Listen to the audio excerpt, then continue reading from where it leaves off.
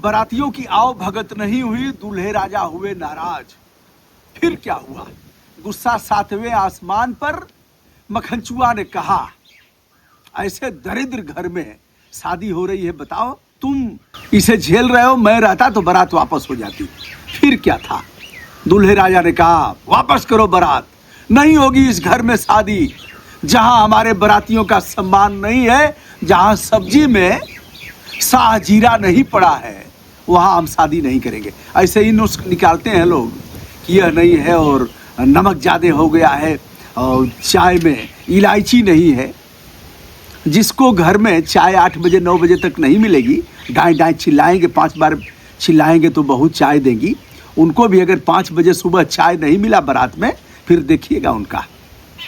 ऐसे ही होता है, तमाम बारातों में विवाद होता है, डीजे को लेकर के मारामारी होती है। तमाम हत्याएं इस साल भी हुई हैं डीजे को लेकर के, लेकिन लोग मानने के लिए तैयार नहीं है।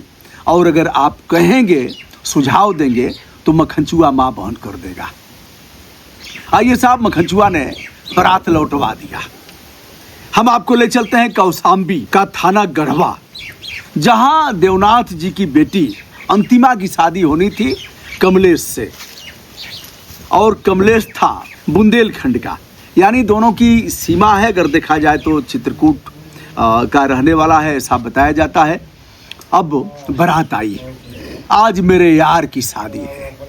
झूमते हुए, नाचते हुए, गाते हुए पूरे सड़क को घेर करके, टाई लगा करके सड़क पर नाचेंगे। 2 पट्टे ऐसे हैं जो हाथ में डंडा ले लेंगे और डंडा लेकर के ऐसे इशारा करेंगे। कई बार मार करके गाड़ियों के शीशे फोड़ देते हैं। लगता है कि आक्रामक है, या भी लगता है कि नशे में झूम रहे हैं। आप अपनी इज्जत बचा करके जाइए, सभी असहाय होते हैं। अब जब बारात पहुंचती है, द्वार पूजा तो हो गया। द्वार पूजा में आपने देखा है लड़की के बाप की जो दशा होती है, एक धोती पहन करके ऐसे और आरत भाव से दीनहीन होकर के ऐसे हाथ जोड़ करके खड़ा होगा। और फिर क्या करेगा? पैर पांव पखारेगा, जल लेकर के ऐसे लगाएगा और सर माथे पर लगाएगा कि हे बर, इसका निर्वाह करना, हम दान दे रहे हैं, कन्या का दान। अब उसमें बर को विष्णु के रूप में बताया गया है, भगवान शिव के रूप में बताया गया है, उसी रूप में उसकी पूजा होती है। लेकिन दिन भर अन्न पानी नहीं किया, पानी भी नहीं पीता है, उसकी जो दशा होती है उसका ध्यान नहीं दिया जाता। अब ठीक से चाउमीन नहीं बना होगा, या फिर चम्मच नहीं रहा होगा, जो नाश्ता उनको चाहिए था वो नाश्ता नहीं रहा होगा, बारातियों के लिए अलग इंतजाम नहीं रहा होगा। फिर क्या था? मखनचुआ ने पिन मारा और कमलेश जो बर हैं वह गए हैं बारात लेकर के। उन्होंने कहा, वापस करो बारात, ऐसे घर में हम शादी नहीं करेंगे। मुझे नहीं पता था कि इतने दरिद्र और निकम्मे होंगे ये लोग जो बारात का स्वागत करना। हमारे यहाँ आकर के देखते मैं कैसे स्वागत करता हूँ, यही ना बताते हैं लोग। भैया बारात डीजे बज रहा था, अब दूल्हे राजा की त्योरी चढ़ी, बड़ा मनाया लड़की के बाप ने, और देवनाथ की बेटी थी, देवनाथ ने बहुत मनाया, परिवार वालों ने बहुत मनाया, रिश्ते नाते के लोग पैर पगड़ी पटक दिए। लेकिन दूल्हे राजा को तरस नहीं आई, बारात लौट गई। ये साहब उसके बाद करें क्या? अब बारात लौटती है तो मामला पहुंचता है कौशाम्बी के थाने में, और लड़की का बाप कहता है, हुजूर इज्जत बचाइए। सब बंटाधार हो गया। आप महसूस करिए लड़की की क्या स्थिति होगी, जो अच्छा देखती है, खुश होती है, उसकी सहेलियां उसके साथ होती हैं। थोड़ी ही देर में जयमाल की रस्म पूरी होगी। अब तो सामान्य सी सजावट नहीं होती, सजावट तो 15-20 हज़ार, 25 हज़ार, 30 हज़ार में होगी, 5 हज़ार से कम में तो होना ही नहीं है। ब्यूटी पार्लर वाली आएंगी, सजाएंगी, और फिर बेटी तब जाएगी स्टेज पर। मखनचुआ के मित्र बर को उठा लेंगे ऐसे करके, और जब वह जयमाल डालने जाएगी बरमाला, तो मखनचुआ उठा लेगा ऐसे, और फिर वह बेचारी टुकुर टुकुर ताक रही है। कई बार तो मैंने देखा है मंच पर जाकर के डांटा भी हूँ, उतारो, दिमाग खराब है तुम्हारा। मैंने देखा है उसकी स्थिति देखा हूँ, लड़की की क्या होती है। बहरहाल हू करेंगे, सीटी मारेंगे मखनचुआ के लोग, उसके गिरोह के लोग। अच्छा, बिना दारू के तो बारात होगी नहीं। अब एक मामला सुनिए। एक लड़का पीएचडी कर रहा था, उसके भाई ने हमें निमंत्रण दिया, कहा भाई की शादी है। हमने सब पूछा, हमने कहा और डीजे उजे तो नहीं है ना, और फिर पटाखे उटाखे का क्या करें सर, उसके साथ के जो पीएचडी कर रहे हैं ना वह सब कहे कि देखो डीजे हर हालत में करना, हम लोग नाचेंगे कैसे। उन बेसुरों को यह नहीं पता है कि रात को 10 बजे से लेकर के सुबह 6 बजे तक एमसी मेहता बनाम यूनियन ऑफ इंडिया के मामले में लोगों को शुद्ध नींद लेने का मौलिक अधिकार प्राप्त है। नाचो लेकिन उस परिसर में नाचोगे, बाजा बजाओ लेकिन उस जो ध्वनि विस्तारक यंत्र है वह 4 दीवारी के बाहर नहीं जाएगा। लेकिन लोग मान नहीं रहे हैं। फिर मक्खनचूआ आएगा, 10 गाली देगा, कहेगा सनातन विरोधी है, लेकिन हमें कहने से कौन रोकेगा। मक्खनचूआ की 10 पीढ़ियां अगर रोकेंगी तब भी हमें यह बात कहना है। अब बारात लौट गई। बधाई हो थाना प्रभारी उर्मिला सिंह को, जिन्होंने लड़की के मर्म को समझा।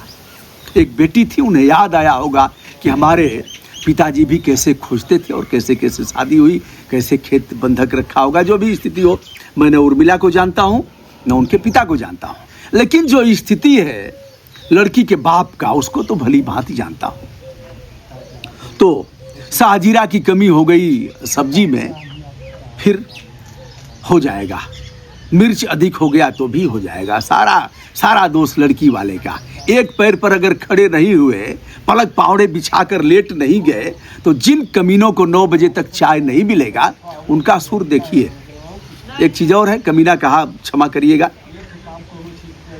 विशेष रूप से फूफा और जीजा जी तो मान में नहीं आएंगे, और वह सबसे बड़ी भूमिका इस मामले में। हालांकि समन भी करते हैं, अगर अच्छे लोग हैं तो बीच बचाव करके ठीक भी करते हैं। अब आइए साहब, उर्मिला सिंह ने अपनी टीम सहित अपने भी गई उसके घर, चूंकि ज़्यादा दूरी नहीं थी, भले ही जनपद अलग अगल बगल था, लेकिन पहुंचती है, मान मनोवल होती है और सब कुछ ठीक ठाक हो जाता है। तब तक फिर कूद पड़ता है मक्खनचूआ बीच में और कहा अब उसके घर तो बारात नहीं जाएगी। मक्खनचूआ का मनावन शुरू हुआ, कहा मंदिर में शादी हो जाएगी लेकिन ऐसे भूखड़ लोगों के घर बारात नहीं जाएगी। भैया हुआ भी यही, मक्खनचूआ दोस्त है और उसका सम्मान करते हुए बारात मंदिर में जाती है। बारात क्या जाती है, अपना घर के लोग जाते हैं, कुछ लोग जाते हैं, और सुबह शादी होती है। जो रात को होनी थी वह सुबह होती है। लड़की विदा करके वापस आती है। इस घटना से आप कौन सी सीख लेते हैं बताइएगा। यह तात्कालिक घटना है, थाना गढ़वा, जनपद कौशाम्बी, और यह कमलेश और अंतिमा। तो दोस्तों, ऐसी तमाम घटनाओं को रोकने की जिम्मेदारी है हमारी और आपकी। ऐसी घटनाएं घटित न हो, इसे हर हालत में समन करना है, लोगों को जागरूक करना है। देश बहुत पीछे जाएगा। इसीलिए सिख लोग हमसे अलग हो गए, क्योंकि उन्हें आडंबर बर्दाश्त नहीं था। गुरुद्वारे में शादी हो जाएगी बगैर किसी ताम झाम के, पैसा इधर का भी बचेगा उधर का भी बचेगा। मैं ही कर्जदार हूं, लाखों रुपए का कर्जदार हूं शादी में, और हर महीने 20,000 25,000 भर रहा हूं मेहनत करके, पसीना बहा करके। लाखों रुपए का कर्जदार हूं। एक बार में कहने पर मित्र लोगों ने दे दिया, लेकिन कर्ज तो है। मैं ही नहीं समझा पाया। मैं चाहता हूं कि आडंबर रहित शादी हो जाए, उधर के भी 10 लोग आए, इधर के भी 10 लोग आए। कई शादियों से मैं निमंत्रण देना छोड़ दिया हूं, कोई निमंत्रण कार्ड नहीं छपता है। नाराज भी हैं लोग। 50,000 लोगों का निमंत्रण जीवन में किया हूं, अब नहीं दे रहा हूं न्योता, प्रणाम कर ले रहा हूं। लोग नाराज हैं, लेकिन आडंबर रहित शादियां कब होंगी? दोनों तरफ से। हलवाई आएगा, कहाँ है? अरे वो नहीं है, है घरवे में। फिर सोनार आएंगे, स्वर्णकार, अरे नहीं है, परसों भी आए, कल भी आए, नहीं है। कहाँ है? अरे बाहर गए हैं। तब तक आएंगे टेंट वाले आएंगे, और किसी को हमने नहीं देखा जिसने दहेज का पैसा जमा किया हो बैंक पे हो। मैं दोनों तरफ से कह रहा हूं, लड़के वालों से भी कह रहा हूं, और कहेंगे भैया एक ही लड़का है, अब शौक पूरा बार बार होगा तो बजाओ डीजे, नाश करो पर्यावरण का। तुम्हारा अधिकार नहीं है, किराएदार हो तुम। यहाँ पशु पक्षियों और जीव जंतुओं का अधिकार है, और उनके जीवन में खलल डालोगे, पक्षियां सो नहीं पाएंगी। चलिए, वीडियो लंबा होगा दोस्तों। मैं हूं ब्रजभूषण दुबे, फिलहाल मक्खनचुआ का एक और कारनामा 9 अप है 10 डाउन है और कई सीसी मिल गई थी उस दिन। मक्खनचुआ ने बारात लौटा ही दिया। दोस्तों, ब्रजभूषण दुबे का सादर प्रणाम।